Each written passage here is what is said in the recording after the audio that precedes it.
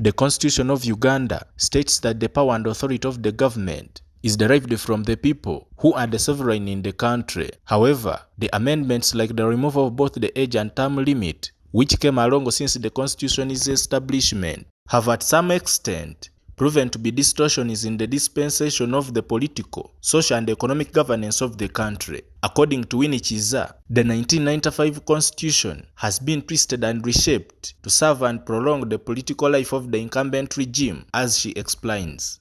So as citizens, we need to begin asking ourselves these questions and hold our leaders accountable.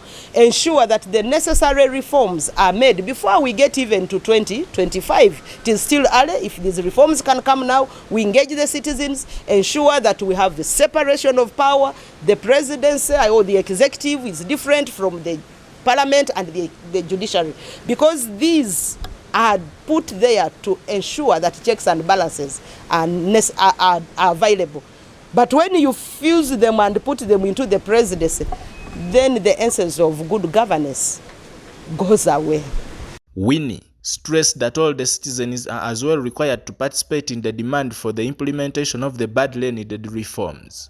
But since we went into the Constitution of 1995, we have never had free, fair and credible elections, because after an election there are court petitions, and these court petitions have highlighted certain irregularities that we need to deal with as a country. And so we are gathered here today to see whether we can still contribute to the transformation agenda of our country, to see whether we can still contribute to the necessary safety valves that are needed for a better running of democracy, for a better management of our society, and we see whether the excess powers that the president has, we can find a way of trimming them.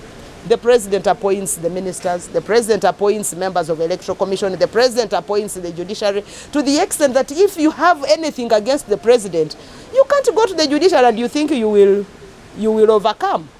You can't cut, I know that the judiciary is also tight, you can't cut an arm that feeds you. They are appointed by the same president, so if you have a beef against the president and you take him to the judiciary, they will first think twice, who put me here? If Ugandans can recall, the current Electoral Commission that we have, one of the commissioners was emphatic. She said, you know, I am put here to ensure that the interests of the appointing authority are fulfilled. What are the interests of the appointing authority? To keep in power again and again. The Busiro North Member of Parliament, Paulo Nsubga, reiterated the importance of considering all the citizens' views in the governance of the country. First of all, you cannot amend a law without consulting the stakeholder.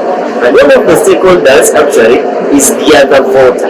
You have to go back to Uganda and consult from them. You saw even in 2005, 2017, they amended the constitution of term limits and age limits, but they never consulted from the voters. Even me in my constituency, voters, we are not consulted. So as we are heading for constitutional reforms, actually comprehensive constitutional reforms and electoral reforms, we have to make sure that we engage the stakeholders, and the stakeholders are our voters, are the citizens of Uganda. Joseph Kabali, UCTV News.